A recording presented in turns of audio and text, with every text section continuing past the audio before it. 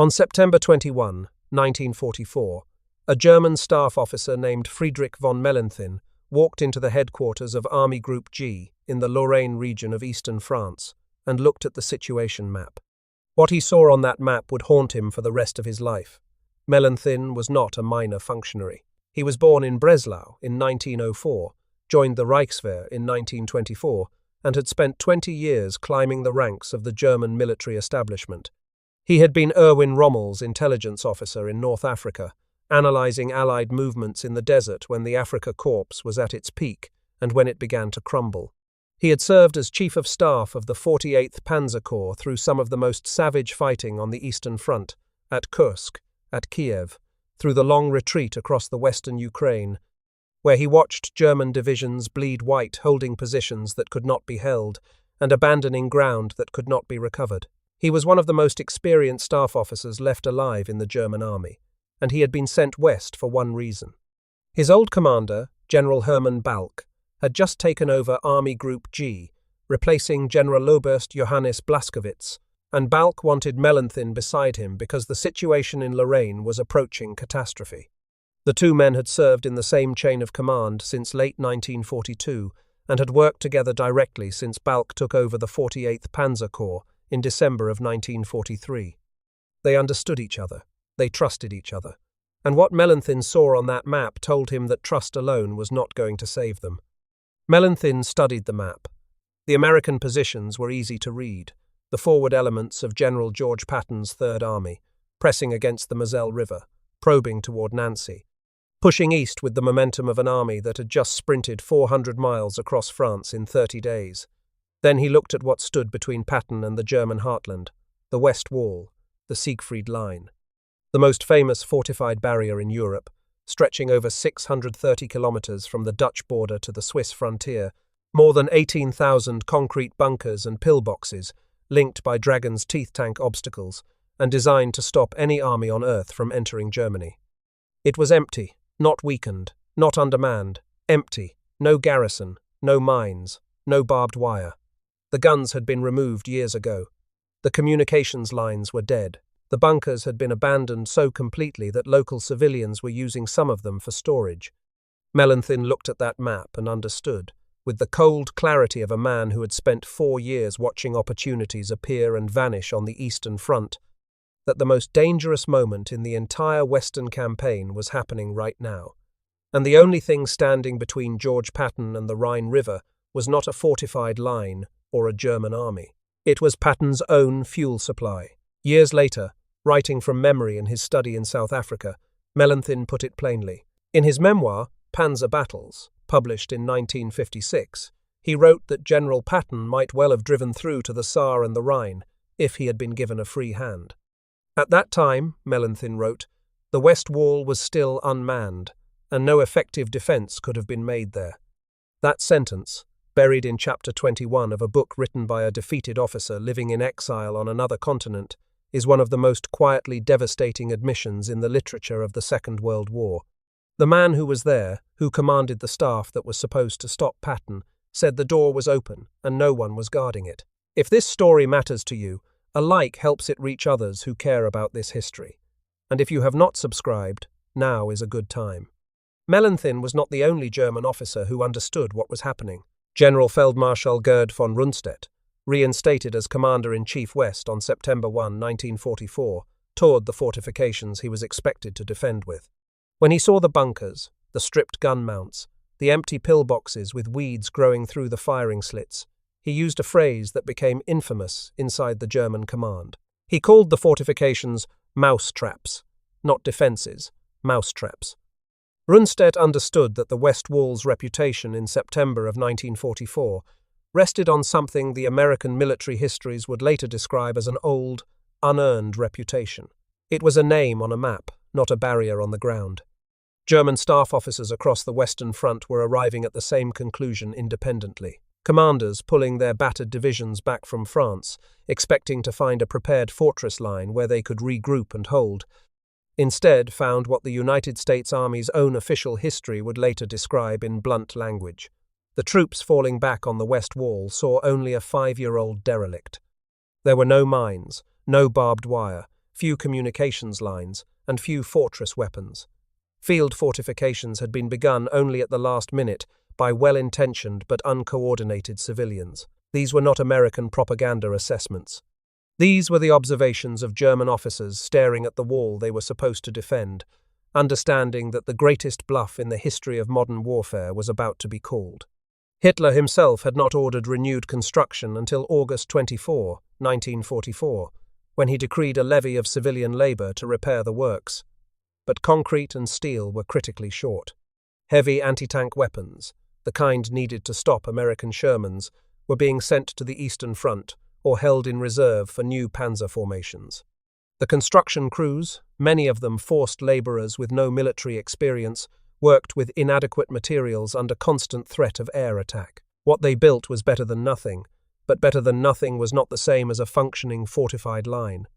And the man most likely to call the bluff was George Patton, the one Allied general the German officer corps had come to regard as genuinely dangerous. But this story is not simply about an empty wall. If it were, it would be a footnote, an interesting curiosity from the autumn of 1944. What makes this story worth telling, what makes it worth the time you are spending right now, is what happened on both sides of that empty wall in the weeks that followed. Because the story of the unmanned West Wall is really three stories happening simultaneously. The first is the story of an American army that ran out of fuel at the worst possible moment, a tragedy of logistics and strategic disagreement that ranks among the great what-ifs of the entire war. The second is the story of a German military machine that, broken, retreating, and outnumbered, improvised one of the most remarkable defensive recoveries of the 20th century, filling an empty fortress line with schoolboys, officer cadets, old men, and walking wounded, and somehow making it hold. And the third story is the one that Mellenthin carried with him for the rest of his life, the story of what it cost in blood when the open door finally closed. That story begins not in Lorraine, but 6 years earlier, on the German frontier, where a dictator was building a wall. In 1938, Adolf Hitler ordered the construction of a fortified line along Germany's western border. The project was immense. Over the next 2 years, more than 500,000 workers poured concrete, laid steel, and built the most extensive system of permanent fortifications constructed anywhere in Europe since the French completed the Maginot Line. The West Wall eventually comprised more than 18,000 individual works, bunkers and pillboxes and observation posts, connected by trenches and communication tunnels, fronted by rows of pyramidal concrete obstacles the soldiers called dragon's teeth. In some sectors, the fortifications ran 5 kilometers deep. The wall was not merely a military installation, it was a propaganda triumph. Nazi newsreels showed it as an impenetrable shield protecting the fatherland, a barrier so formidable that no army would dare assault it. And in 1939 and 1940, the propaganda was almost irrelevant, because no army did assault it. The war went the other way. Germany invaded Poland, then Denmark, then Norway, then France. The West Wall had never been tested. And because it had never been tested, it was forgotten. After the fall of France, in the summer of 1940, Hitler and his planners turned their attention east, to the Soviet Union, to the vast distances where the war would be decided.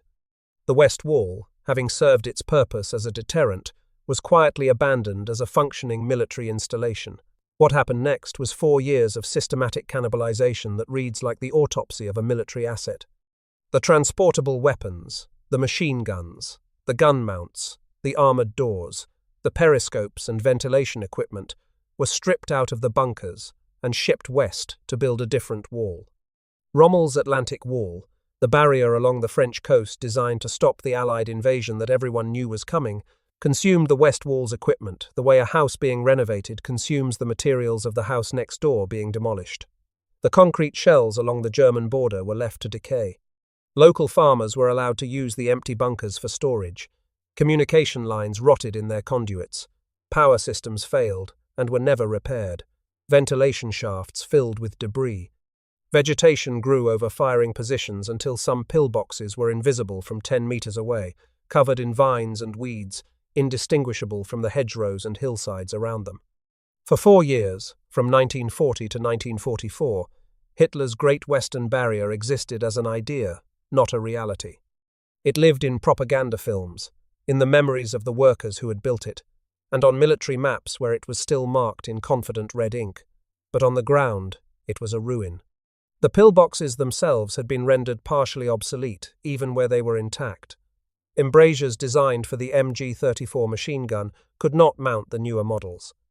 Gun ports built to accommodate 37mm or 75mm weapons were useless against 1944-era Allied armour. The fortifications had been designed to face the French army of 1939, not the American army of 1944, and 5 years of weapons development had widened that gap into a chasm. The original defensive plan for the West Wall had assumed 1 full infantry division for every 5 miles of front, backed by mobile reserves and adequate artillery. By the autumn of 1944, the German army could not come close to those numbers anywhere. The doctrinal logic of the wall had always been to delay an attacking force long enough for reserves to counterattack and seal any penetration. But in September of 1944, those reserves did not exist. They were dead, captured, or retreating on foot through eastern France. This was the wall that Mellenthin looked at on September 21.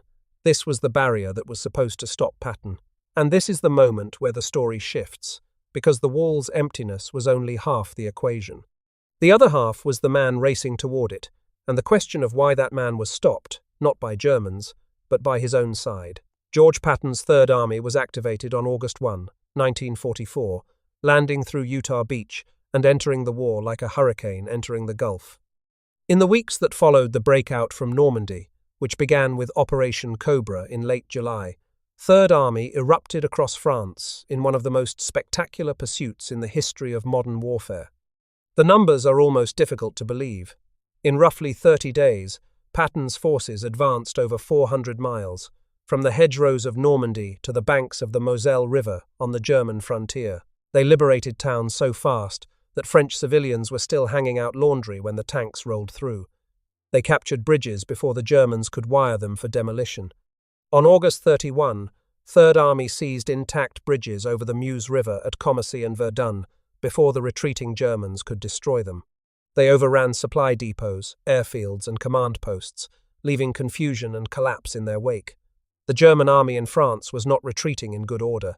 It was disintegrating. Tens of thousands of German soldiers had been killed or captured in the Falaise pocket in late August. The remnants were streaming east on foot, by bicycle, by horse-drawn cart, anything that moved, trying to reach the German border before Patton's tanks caught them on the road. Third Army's right wing was the 12th Corps under Major General Manton Eddy, aimed at Nancy and the rolling country beyond. Its left wing was the 20th Corps under Major General Walton Walker, aimed at the fortress city of Metz. At the spearhead of the advance were the tankers of the 4th Armoured Division and the 5th Armoured Division, men who had learned in Normandy that speed was a weapon and were now using it with lethal effect.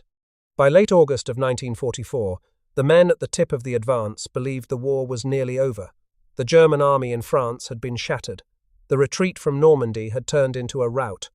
To the soldiers riding on the hulls of Shermans as they rolled east through the French countryside in the last days of August, it seemed possible, even probable, that they would be in Germany within the week and home by Christmas. Patton believed it too. He told General Omar Bradley that with 400,000 gallons of gasoline he could be in Germany within 2 days. And he was not exaggerating. The gap between the American spearheads and the German border was real, and the forces defending it were scattered, disorganized, and in many sectors non-existent. Then the tanks stopped. Not because the Germans stopped them, because the tanks were empty. Around August 31, 1944, Third Army's advance ground to a halt near the Meuse and the Moselle. The cause was fuel. Against a request for 400,000 gallons of gasoline, Third Army received a fraction of what it needed. On one delivery, the Army received roughly 25,000 gallons, barely enough to move a single armoured division a short distance. An armoured division of that era burned through enormous quantities of fuel. A single division needed approximately 73,000 gallons just to move its vehicles 100 miles. What Third Army received was not a supply, it was a gesture. The immediate cause was the length of the supply line. Every gallon of gasoline that reached Patton's tanks had to travel from the Normandy beaches, across hundreds of miles of shattered French roads and railways, to the front. The Allies had not yet captured a major deep-water port in working condition. Cherbourg had been taken, but its harbour was wrecked. The great port of Antwerp would not be captured until September 4, and its approaches through the Scheldt estuary would not be cleared until late November. Every ton of supply still came through the original invasion beaches and the small artificial harbours built on D-Day, and then travelled overland across a country whose rail network had been systematically destroyed by Allied bombers during the pre-invasion campaign. The famous Red Ball Express, a continuous loop of trucks running day and night from the depots near the coast to the advancing armies, was consuming almost as much fuel-hauling fuel as it was delivering.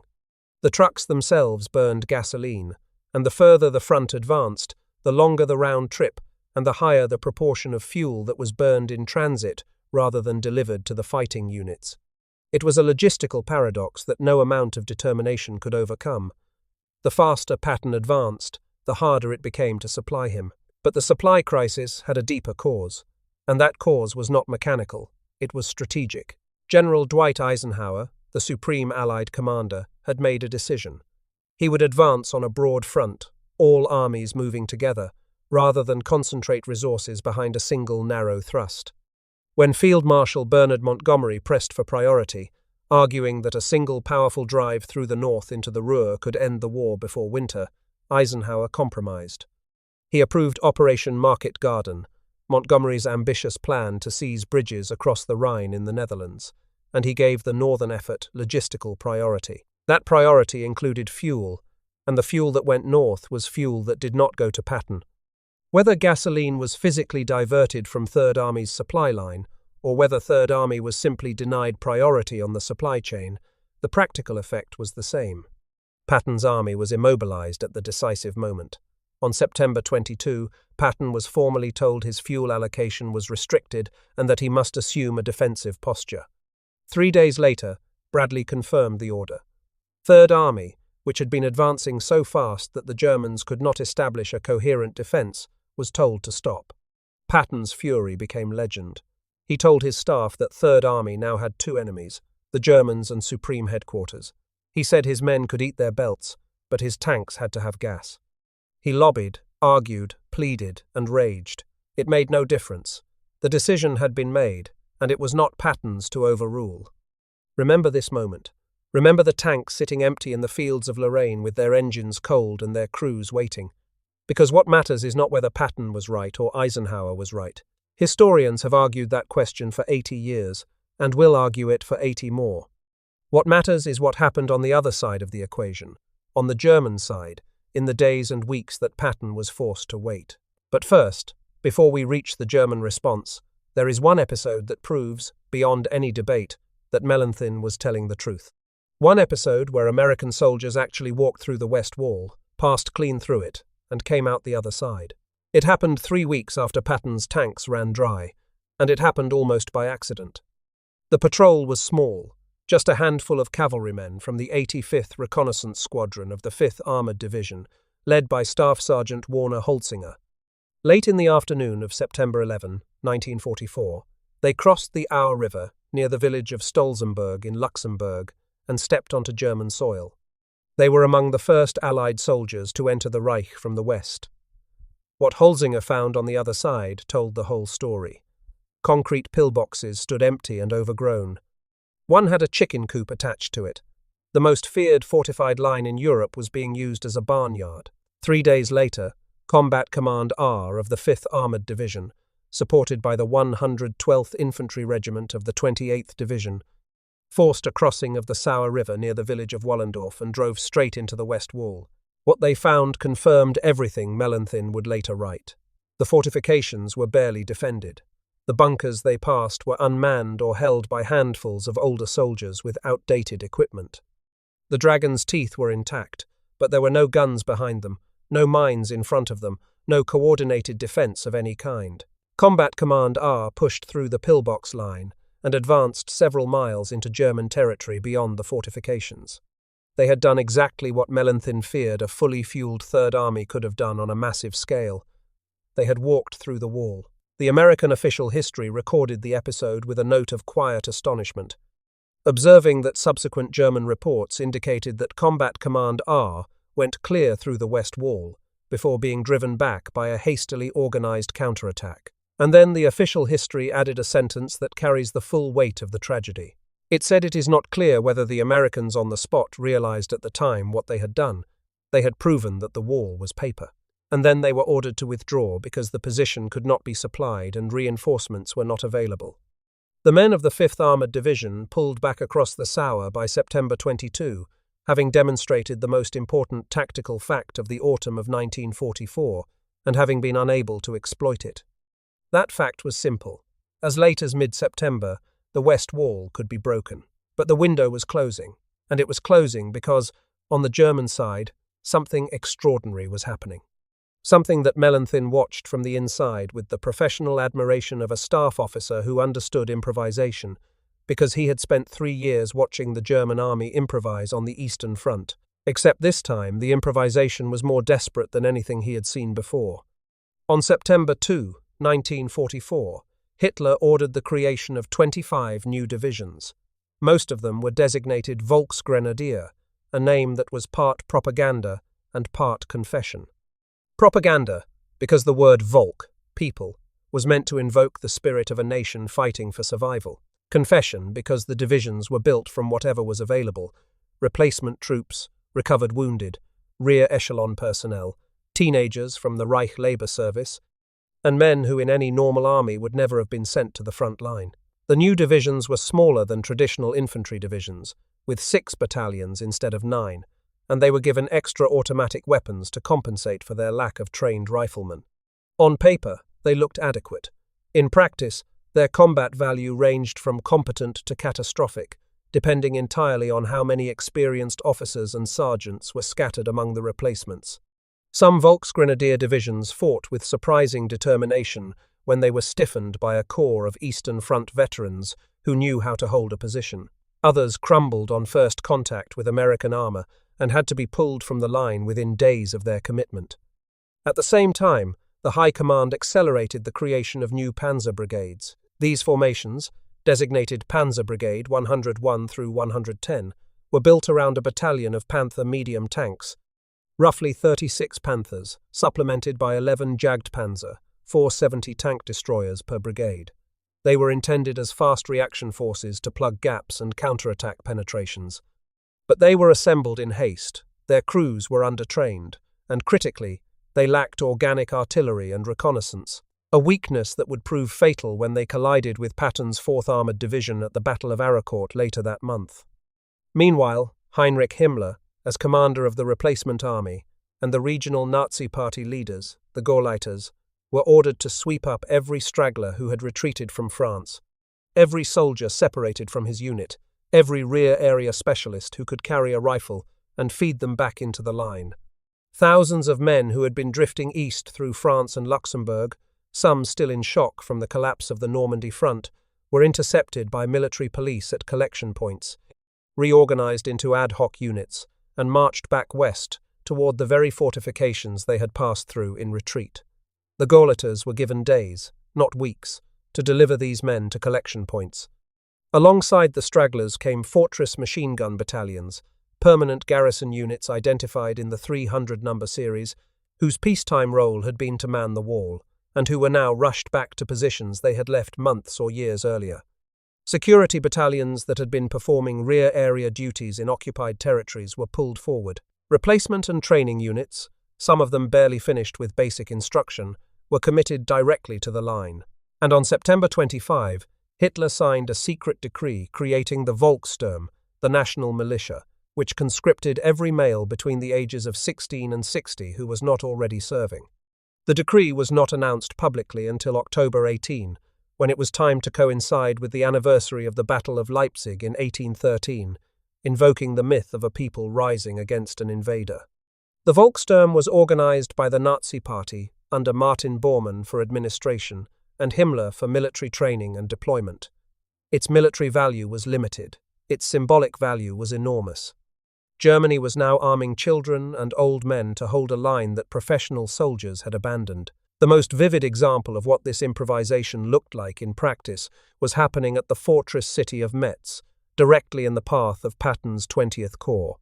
Metz was one of the most heavily fortified cities in Europe, ringed by a system of old Prussian-era forts, massive stone and concrete structures built after the Franco-Prussian War of 1871, that the German garrison was now trying to convert into a modern defensive position with almost no resources. The forts had names that read like a catalogue of military architecture from another century: Fort Drian, Fort Jeanne d'Arc, Fort Saint-Quentin, structures with walls thick enough to absorb direct hits from heavy artillery and tunnels deep enough to shelter entire battalions underground. In 1940, they had been curiosities, relics of a previous era of warfare. In September of 1944, they were all that stood between Patton and the Saar. The regular garrison was the 462nd Division, a training and replacement formation with limited combat capability that had been cobbled together from whatever units happened to be in the Metz area when the crisis began. But its single most effective unit was not a regular combat formation at all. It was a Kampfgruppe, a battle group, built around the Metz Infantry Officer Candidate School, the 6th school for infantry officer candidates, under the command of Oberst Joachim von Siegroth. Siegroth's force consisted of the school's instructors and its students, men who were weeks or months away from receiving their commissions as officers, young men being trained to lead platoons and companies, who now found themselves doing the fighting instead of studying how to direct it. Instead of graduating, they were handed rifles and sent into the forts. These were not conscripts or reluctant draftees. They were volunteers for officer training, men who had chosen to seek command, and they brought to the defense of Metz a ferocity born of professional pride and the knowledge that their performance would determine whether they earned the commissions they had worked for. What they lacked in heavy weapons they compensated for with the one quality that officer candidates possess in abundance: the determination to prove themselves worthy of command.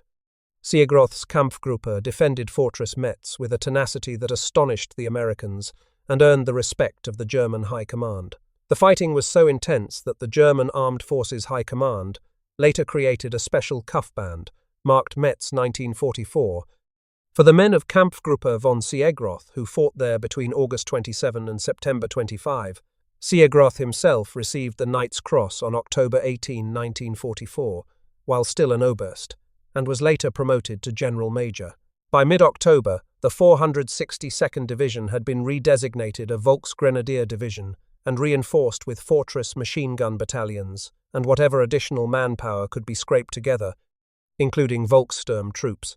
It had no tanks, it had no assault guns, but it held Metz, and every day it held was a day the west wall behind it grew stronger. This was the pattern across the entire front. Fortress machine gun battalions, security battalions pulled from rear area duties, replacement and training units, and Volkssturm companies were fed into the line wherever the wall was thinnest. The defense had no depth, no reserve, no flexibility, but it had concrete, and it had bodies, and in positional warfare, those two things can buy time.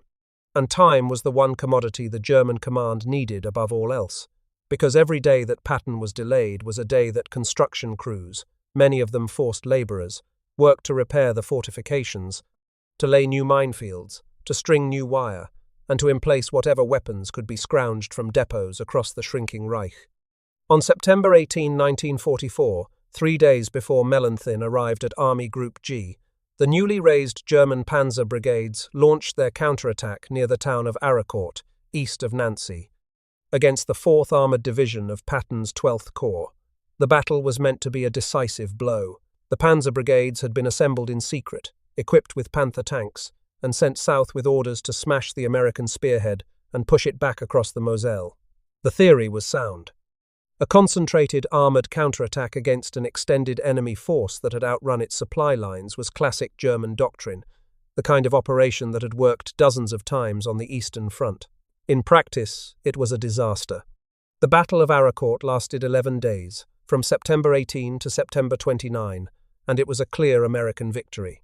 The 4th Armoured Division's Combat Command A, under Colonel Bruce Clark, fought from hull-down positions in rolling farm country, using the terrain and superior gunnery to destroy the German armour at ranges where the Panthers should have had the advantage. The American tankers had learned their trade in Normandy and across France, and they fought with a tactical confidence that the newly assembled German crews could not match. The Panzer Brigades attacked piecemeal, without adequate reconnaissance, without coordinated infantry support, and without the artillery preparation that German armoured doctrine demanded. They drove into ambushes that experienced commanders would have avoided and paid the price. Of the roughly 262 tanks and assault guns the Germans committed near Aracourt, 86 were destroyed, and 114 were damaged or broken down, leaving only 62 operational by the end of the month. The 4th Armoured Division lost approximately 25 tanks and 7 tank destroyers. It was a lopsided result that exposed the fatal weakness of the hastily assembled panzer brigades, their untrained crews, their lack of reconnaissance, and their failure to coordinate the combined arms operations that were supposed to be the German army's greatest strength. But here is the detail that reveals the fog of war at its thickest. Mellenthin and Balck, observing from Army Group G headquarters, interpreted Aracourt differently. Because Third Army halted its advance after the battle, not because of German pressure but because of Eisenhower's orders and the ongoing fuel shortage, the German command concluded that their counterattacks had worked, that the spoiling attacks near Aracourt had discouraged the Americans from pressing forward. Mellenthin wrote that their attacks on the 12th Corps at Aracourt appeared to have some justification, because it looked as though the Americans were determined to force their way through to the Saar and the Rhine. The German command believed it had stopped Patton with tactical aggression. In reality, Patton had been stopped by his own high command. The Germans were crediting themselves for a result that was produced by Allied logistics and Allied strategy. It was a misreading that flattered the German command, and Mellenthin's memoir preserved it, consciously or not, for posterity. The window had now closed. By early October of 1944, the west wall in the Saar sector was no longer empty. It was not yet strong, but it was manned, and the difference between an unmanned wall and a manned wall, even a poorly manned wall, is the difference between an open door and a locked one. The locked door does not have to be impenetrable. It only has to delay the attacker long enough for the defender to bring up reinforcements, and that is exactly what happened. What followed was the Lorraine Campaign, and it was one of the bloodiest chapters in Patton's war. The fortress city of Metz, which could have been bypassed or taken in early September when its garrison was a skeleton force of training troops, was now a defended position with prepared minefields, interlocking fields of fire from the surrounding forts, and a garrison that had been reinforced and was determined to hold. In late September, the 5th Infantry Division launched a direct assault on Fort Driant, one of the ring of forts defending Metz from the south. Fort Driant was a massive structure of steel-reinforced concrete and earth, built by the Germans around the turn of the 20th century as part of the fortification of Metz after the annexation of Alsace-Lorraine. It sat on a commanding hilltop surrounded by a dry moat, its walls sunk into the earth and covered with layers of soil and vegetation that absorbed artillery fire like a sponge. The fort's design was a nightmare for attackers. Its underground tunnels connected to neighboring forts, allowing the garrison to receive reinforcements and supplies even while the surface was under fire. Its gun positions were recessed into the structure and angled to provide interlocking fire across the surrounding approaches. The assault on Fort Driant became Patton's most conspicuous defeat of the war. American infantry fought their way onto the roof of the fort under intense fire, losing men at every step. Some units managed to breach the outer walls and enter sections of the tunnel system, where the fighting became a close-quarters horror of grenades, small arms, fire, and darkness. The German defenders, who knew every passage and stairwell, counterattacked through tunnels the Americans had not discovered, appearing behind assault teams that thought they had secured a corridor. One company gained a foothold on the fort's superstructure, but could not expand it against defenders who moved through the underground like water through cracks in stone. After days of savage fighting in conditions that veterans compared to nothing they had experienced before or after, the attack was called off. The Americans withdrew. It was the first time Patton had been forced to abandon an objective, and it stung him deeply. He rarely mentioned Fort Driant afterward. The fort did not surrender until December 8, 1944, more than 2 months after the failed assault, and only after the city of Metz itself had been taken and the garrison's situation became hopeless.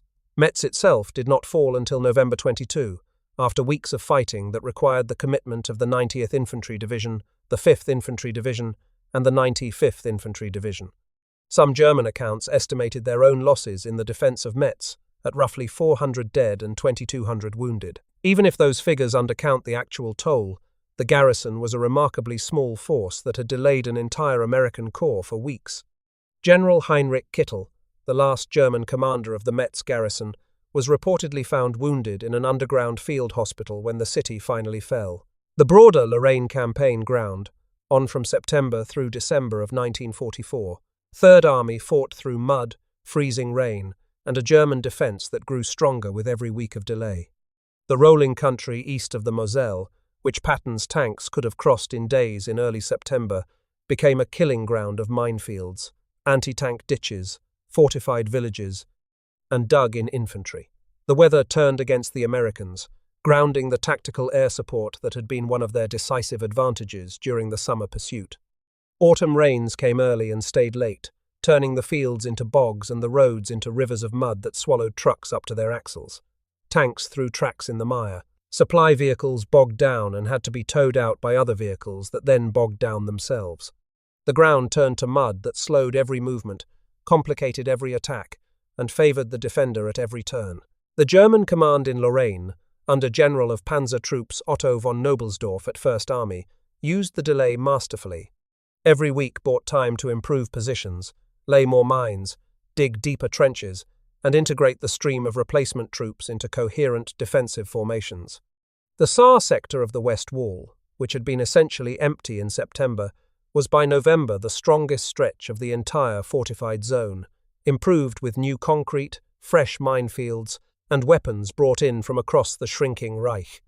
Patton, who in September could have driven through open country against scattered resistance, was by November attacking a prepared defense in the worst weather conditions of the year. The cost was staggering.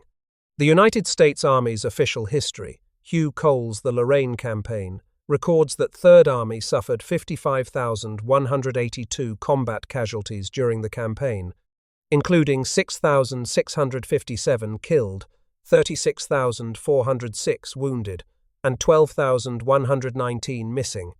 Cole also reported roughly 42,000 additional non-battle casualties, men lost to trench foot, respiratory illness, exhaustion, and the 1,000 miseries of winter warfare without adequate shelter. The trench foot cases alone numbered in the thousands, men whose feet rotted in wet boots because the supply system could not deliver dry socks as fast as the weather destroyed them. A United States Army Combat Studies Institute analysis put the numbers in perspective. To capture a province which involved an advance of only 40 to 60 air miles, Third Army required over 3 months and suffered 50,000 casualties, approximately 1/3 of the total number of casualties it sustained in the entire European war. 1/3 of all the casualties Patton's army would suffer in the entire campaign from Normandy to Czechoslovakia were spent in Lorraine, fighting through defences that had been functionally empty 8 weeks earlier. Consider that for a moment. In early September of 1944, the door to Germany stood open. No mines, no wire, no garrison. An American reconnaissance patrol walked across the border and found old men storing farm equipment in the bunkers. 6 weeks later, young Americans were dying in the darkness beneath Fort Drian, fighting hand-to-hand in tunnels against officer cadets who had nothing left but grenades and determination. 8 weeks after that, Third Army had paid for those 50 miles with a casualty list that filled pages, the same 50 miles that lay undefended when Patton's tanks ran out of fuel at the end of August. The consequences extended beyond Lorraine. The 3 months that the German command bought by manning the West Wall did not merely delay Patton. They gave the German military time to prepare for its final great gamble in the West, the Ardennes offensive that struck the Allied line on December 16, 1944. The divisions that held the West Wall in September and October freed other formations to refit and train for the attack through the Belgian forests that would become the Battle of the Bulge. The men who died in the Ardennes, American and German alike, died in part because the war had not ended when it might have. The Hürtgen Forest, where American divisions were fed into a meat grinder of shattered trees and fortified bunkers through the autumn and early winter, was a battle that need not have been fought if the Saar had been reached in September. Every life lost between October of 1944 and May of 1945 carries, somewhere in the chain of causation, the shadow of the empty wall and the empty fuel tanks that sat on opposite sides of the same equation. This is the tragedy that Mellenthin recorded, not in dramatic language, not with the rhetoric of a novelist, but with the understated precision of a professional staff officer who understood what had happened because he had watched it from the other side of the line. He knew the wall was empty. He knew his side had nothing behind it. He knew that Patton, if he had been given a free hand, those are Mellenthin's own words, could have reached the Saar and the Rhine. And he knew what it cost when that free hand was denied. Mellenthin's assessment was not isolated. Other German officers reached the same conclusion through different channels. General Guenther Blumentritt, a key planner of the invasions of both France and Poland, wrote in a post-war study for the United States Army that the German command regarded Patton as the most aggressive panzer general of the Allies, a man of incredible initiative and lightning action whose operations impressed them enormously because he came closest to their own concept of the classical military commander. Those were not the words of a defeated man offering empty flattery to his captors. Blumentritt was a serious staff officer providing a professional assessment, and his respect for Patton's operational tempo was genuine. Alfred Jodl, chief of the operations staff of the Armed Forces High Command, called Patton the American Guderian, meaning it as the highest compliment one armor officer could pay another, a comparison to the man who had invented German armored doctrine and led the panzers through France in 1940. Guderian himself, when shown Patton's campaigns after the war, said that Patton acted as he would have done had he been in Patton's place. These assessments should be weighed carefully. Modern historians, including Stephen Zaloga, have argued that the legend of Patton as the commander the Germans feared above all others is partly a post-war construction, shaped by the memoirs of German officers who had reason to inflate their enemy's reputation in order to excuse their own defeat. For much of the war, German intelligence reports barely mentioned Patton by name. But whatever the myth-making around the edges, the core of the German professional assessment holds. The German officer corps recognized in Patton a commander who understood speed, who trusted his instincts, and who would exploit a weakness the moment he found one. And in September of 1944, they knew that the weakness in the West Wall was the kind of gap Patton was born to exploit. Rundstedt, when asked after the war to explain why Germany lost in the West, gave 3 reasons: the unheard-of superiority of Allied air power, the lack of motor fuel, and the systematic destruction of all railway communications. He did not mention the West Wall. He did not mention the Volksgrenadier divisions, or the Volkssturm, or the officer cadets at Metz. He mentioned the same things that had stopped Patton: logistics and air superiority. The irony was complete. The German commander-in-chief and the American general he had been fighting against agreed on the same fundamental point. The war in the West in the autumn of 1944 was decided not by fortifications or tactical brilliance, but by fuel, supply, and the decisions made by men in headquarters far from the front about where those supplies would go. There is a deeper truth in this convergence. The German command survived the autumn of 1944, not because the West Wall worked as designed. It survived because the wall's enemies ran out of fuel at the wrong moment, because a strategic decision made in a headquarters hundreds of miles from the front diverted supplies to a different operation, and because the German military machine, even in its death throes, retained the institutional reflex to improvise defenses from whatever was at hand. Officer cadets, old men, walking wounded, teenagers in Volkssturm armbands. Mellenthin knew that this improvisation was not a sign of strength. It was the final symptom of a military organism burning through its last reserves, but it worked long enough. That was all it needed to do. Friedrich von Mellenthin survived the war. After serving as Chief of Staff of Army Group G through the Lorraine fighting, he was relieved in early December of 1944, even as his promotion to General Major took effect. He was then attached to the 9th Panzer Division during the Battle of the Bulge, and ended the war as Chief of Staff of the 5th Panzer Army, surrendering to the British in early May of 1945. After the war, he emigrated to South Africa, where he founded an airline called Trek Airways and served as Lufthansa's representative on the African continent. In 1956, he published Panzerschlachten, translated into English as Panzer Battles, a memoir that became one of the most widely read accounts of German armoured warfare ever written. It was reprinted 6 times in 20 years, and is still assigned reading in military academies around the world. Modern historians treat the book with caution. Scholars have classified it among the exculpatory memoirs written by former Wehrmacht officers in the 1950s, works that tend to inflate German military excellence blame defeat on Hitler's interference and enemy material superiority, and minimize the moral dimensions of the war they fought. Mellenthin's assessments of his patron Balck are openly admiring, calling him Germany's finest field commander after Manstein, and his dramatic counterfactual about Patton and the empty wall conveniently casts Balck's Aracourt counterattacks as the inspired stroke that saved the front. The self-serving dimension is real and should not be dismissed. But on the central factual question, was the West Wall unmanned in September of 1944, Mellenthin is corroborated by every credible source that has examined the period. The American official histories confirm it. Rundstedt's own remarks confirm it. The 5th Armoured Division's breakthrough at Wollendorf physically proved it. The core fact is solid, even if the author's framing serves his own narrative. The wall was empty. Patton was coming. And then Patton stopped, not because the wall held, but because the fuel did not arrive. Whether the war could have ended in 1944, if Patton had been given priority, is a question that no historian can answer with certainty, and this script will not pretend to answer it either.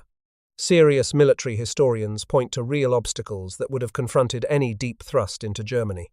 The Allies had not yet opened the port of Antwerp, which meant that every supply line still ran from Normandy, and a single army advancing deep into enemy territory without secure flanks or reliable supply would have been vulnerable to exactly the kind of counterattack the Germans were expert at delivering.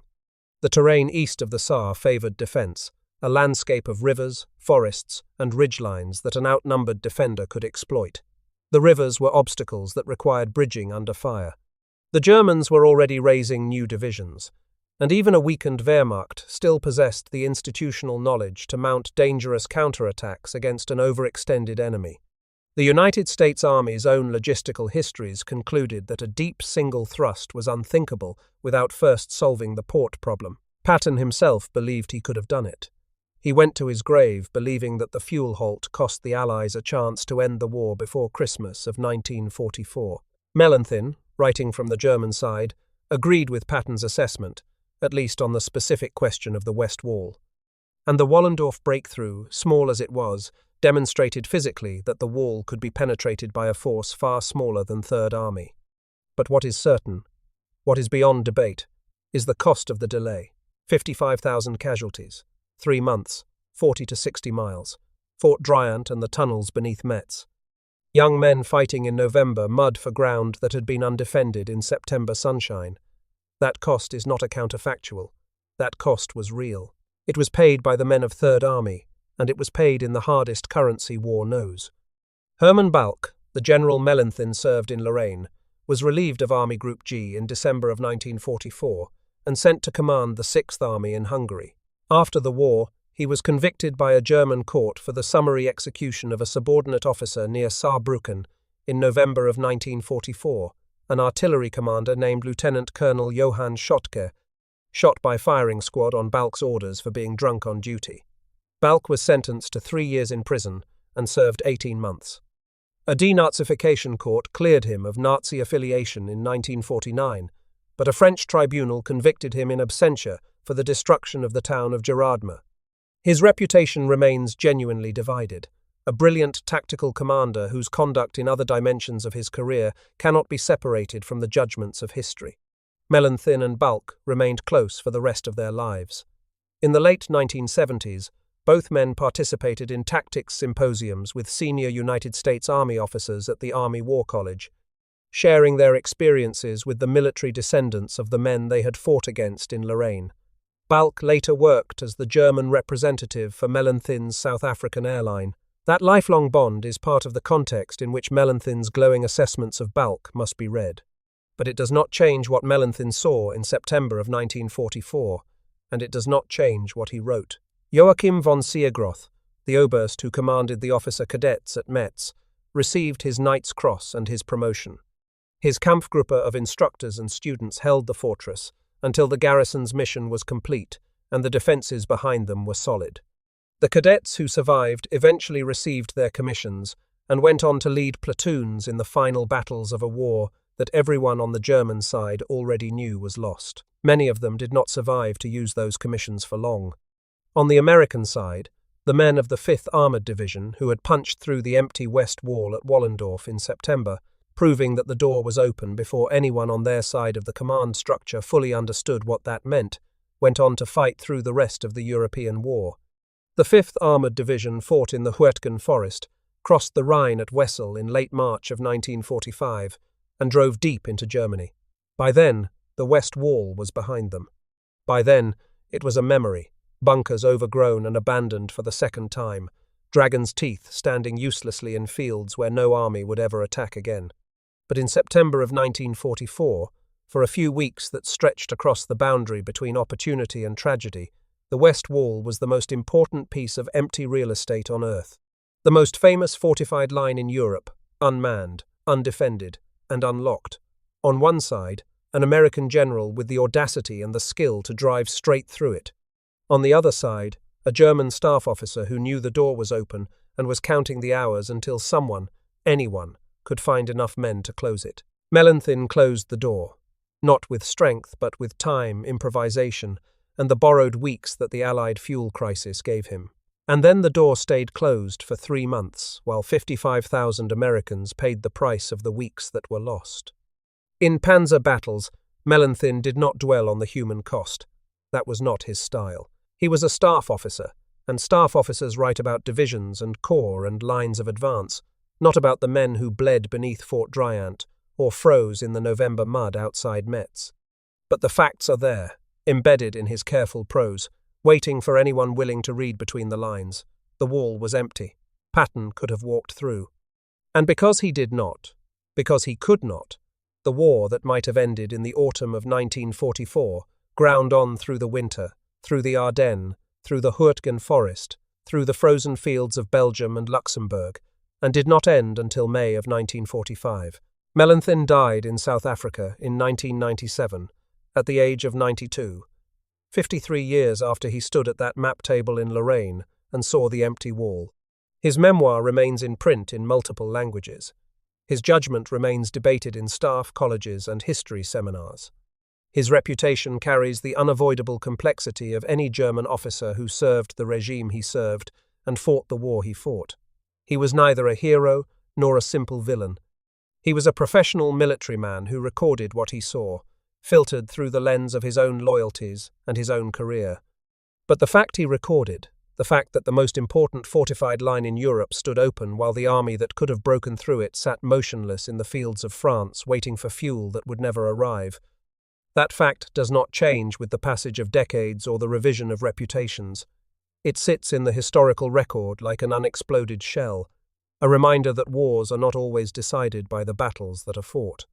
Sometimes they are decided by the battles that never happen, by the doors that stand open while the men who could walk through them are told to wait, by the distance between a fuel depot on the Normandy coast and a tank sitting empty in a field in Lorraine, a distance that no amount of courage or tactical brilliance could close, and that no amount of hindsight can undo. Thank you for spending these minutes with this history. If this story reached you, a like is the single best way to help it reach others who care about these men and what they went through. If you are not subscribed, now is a good time, and the bell ensures you never miss one of these. I would love to hear where you are watching from today. And if someone in your family served in the Second World War, in Lorraine, at Metz, in the Ardennes, anywhere in the European theatre, tell me about them in the comments. Every one of those men carried a story like the ones you just heard. Most of them never told it. This is how we make sure they are not forgotten.